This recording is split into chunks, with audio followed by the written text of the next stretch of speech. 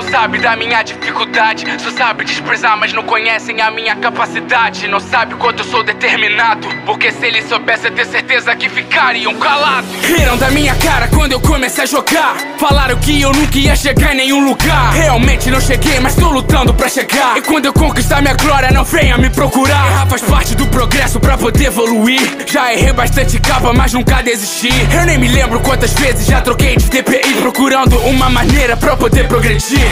Me lembro muito bem que ninguém me dava valor. Geral riu da minha cara quando eu quis ser jogador. Hoje eu taco o terror e sou bastante respeitado, e jogo até com aqueles que zombaram no passado. Só não posso deixar o ego subir pra minha cabeça. Quero que a minha humildade a mesma se permaneça. Meu sonho é algo sério, nunca foi uma brincadeira. E que um dia eu esteja na Liga Free Fire brasileira. Minha taxa de HS tá seguindo disparada. Segura sua cabeça que lá vem chuva de capa. Sou pré-desconhecido, já ouviu falar de mim? Se não ficar esperto que ainda vai ouvir.